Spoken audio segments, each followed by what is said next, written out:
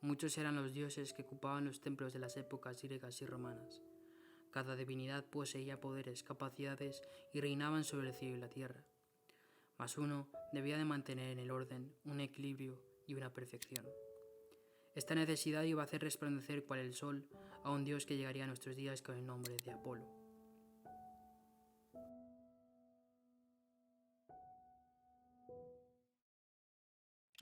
Apolo, dios relacionado con el arte, la belleza y la música, creaciones de la divinidad más absoluta, de las cuales se les exigía ser perfectas y equilibradas para ser lo que son.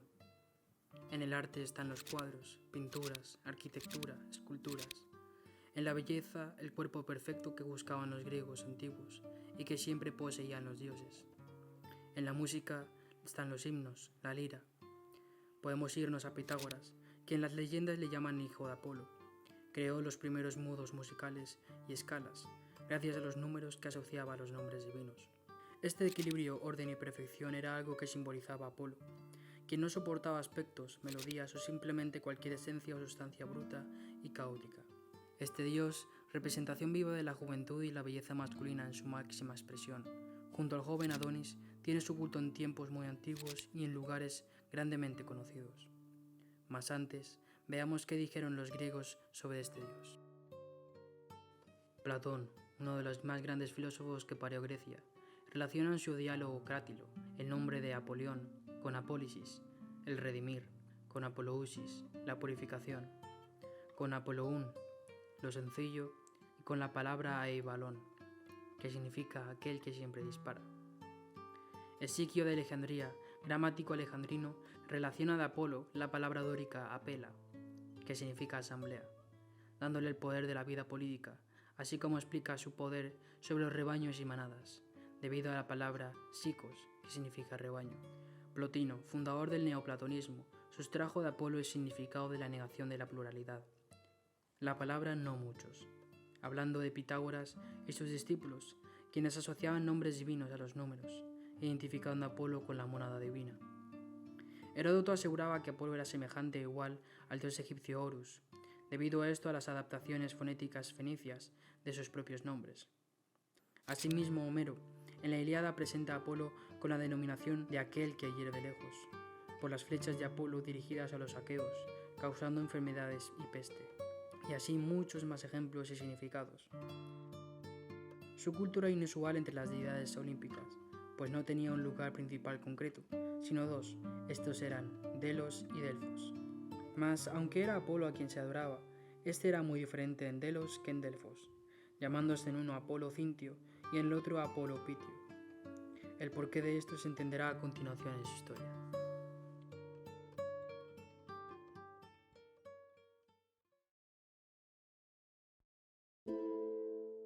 Leto, hija del titán Ceo y de la titanía Febe, fue amada por Zeus, y de su unión nacieron los gemelos Apolo y Artemisa. Zeus, temiendo a su esposa y su cólera, abandonó a su amante, pero no satisfecha, Hera en venganza ordenó a todos los países que le negaran la hospitalidad y además pidió a la tierra que creara un monstruo que persiguiera y mortificara a Leto. Este monstruo era una serpiente llamada Pitón. Leto erró por todos los continentes durante meses, sin poder detenerse jamás. Al fin llegó una porción de tierra que flotaba sobre el agua, llamada Ortigia. Esta árida y desolada isla concedió asilo a Leto, porque ya sufría los primeros dolores del parto. Pero ni Hera ni Litia accedieron a ayudarle en el alumbramiento, y Leto estuvo sufriendo durante 9 días y 9 noches. Hasta que Litia, la titánide que se encargaba de los partos, se apiadó de ella y la ayudó a parir a sus 2 hijos. Gracias a esto, la isla de Ortigia quedó fijada en el fondo del océano por columnas, y de su suelo árido y desértico brotaban la vegetación y las flores. A partir de ese entonces se empezó a llamar Delos, es decir, la brillante, convirtiéndose así en una de las islas más célebres y fértiles de las Cícladas. En su nacimiento Apolo fue criado por la diosa Temis, que lo alimentaba a base de néctar. Al cabo de pocos días pidió un arco y unas flechas y se dirigió al monte Parnaso, donde se encontraba la serpiente Pitón que tanto había perseguido y asolado a su madre. Pitón, gravemente herida, huyó a refugiarse al oráculo de la Madre Tierra en Delfos, pero Apolo la siguió hasta el santuario donde acabó de matarla. La Madre Tierra, o Gea, pidió justicia a Zeus, quien no solo ordenó a Apolo que acudiera a Tempe para purificarse, sino que además instituyó los Juegos Pitios en honor de la serpiente. Pero en vez de dirigirse a Tempe, Apolo prefirió irse a Tarra, en Creta, donde el rey Carmanor realizó la ceremonia de purificación. De ahí que se le relacione con el dios de las purificaciones. Cuando regresó a Grecia, Apolo buscó a Pan, el hermano adoptivo de Zeus, y por medio de halagos y de cumplidos hizo que éste le revelara el arte de la profecía, para así luego apoderarse del oráculo délfico. Desde entonces Apolo conoce la verdad y es absolutamente sincero, convirtiéndose así en el portador supremo de los oráculos divinos. De aquí puede ser que proceda su posterior identificación con el sol. Apolo es el símbolo de la belleza masculina y de la juventud, mas también tenía una vena cruel, sabia e implacable, hacia todos aquellos a los que consideraba enemigos, incluso con sus amantes.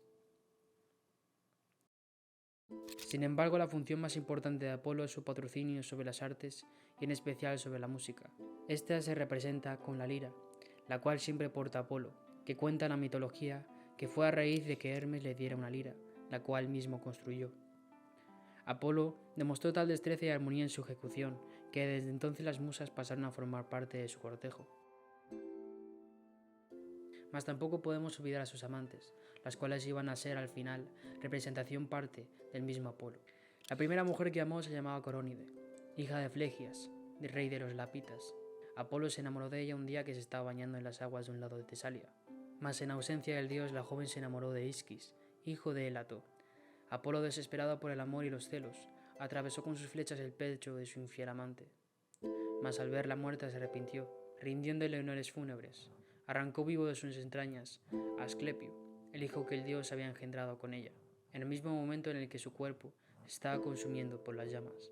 Este mismo hijo Asclepio iba a ser conocido por sus dones de curación, llegando incluso a resucitar a los muertos.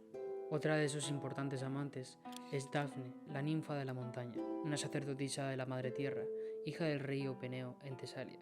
Esta fue perseguida por Apolo, mas ella no quería nada con él, por lo que pidió auxilio a la madre tierra, que la hizo transformar en un laurel, siendo a partir de aquel día en el que el laurel se convirtió en el árbol preferido de Apolo, decidiendo que los premios que se concedieran a poetas, músicos, etc., consistirían en una corona de laurel. Desde la perspectiva romana podemos ver que Apolo no es muy diferente de la visión griega, concediéndole entre sus atributos, poderes y símbolos, también la inclusión del lucero del sol, atribuyéndole así las leyendas y el poder del dios griego del sol, llamado Helios. Esto debido a que Apolo era hijo de Júpiter, el cielo, y Latona, o Leto, llamado noche, y había nacido en Delos, llamada tierra luminosa. También Apolo recibió otros apelativos, como Febo, el señor de la vida y la luz, Cintio y Piteo, igual a la visión griega. Y al igual que el resto de los dioses solares, en Roma, Apolo es representado como un bello joven de formas atléticas, de cabellos rubios y radiantes, y armado con armas infalibles que utiliza tanto para hacer el bien como para el mal, según su estado de ánimo. Al igual que el sol puede ser beneficioso y nocivo a la vez. Y de la misma manera la versión que dan los antiguos romanos a la leyenda de Pitón es diferente de la griega. En la versión romana, Apolo quiso librar a los hombres de sus desgracias.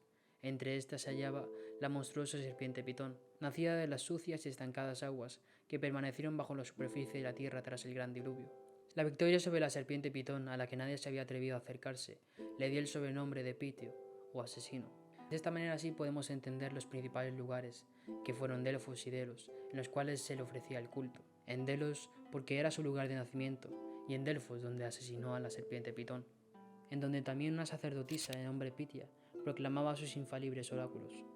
Si nos ponemos a analizar un poco lo que acabamos de explicar, podemos decir que la mayoría de las leyendas de Apolo la encontramos en el simbolismo que nos ofrece el sol. Por ejemplo, el amor de Apolo por Coronis simboliza la afinidad del sol con el amanecer, que aunque amado por el sol, cae entre sus brillantes flechas, ya que el sol era reconocido naturalmente como el restaurador de la vida, tras la destructora influencia del invierno y la enfermedad. Es natural que su descendencia, Asclepio o Esculapio para los romanos, se le atribuyeran maravillosos poderes curativos. Y también por esta misma razón se suponía que el sol mantenía una lucha constante contra el frío, la enfermedad. Además, la aniquilación de Pitón es, por tanto, una alegoría que ilustra el poder curativo y restaurador del sol, para secar ciénagas y aguas estancadas, previniendo de esta manera la propagación de la malaria.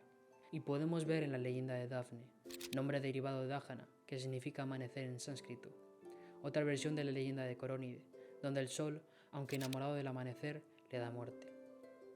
Los mitógrafos interpretan esta leyenda en que Dafne es la personificación del rocío de la mañana, que se desvanece bajo el calor de los rayos solares, sin dejar más huella de su paso que el exuberante verdor. Y mucho más se puede decir y conocer sobre el dios Apolo, mas veo conveniente dejarlo hasta aquí por el momento.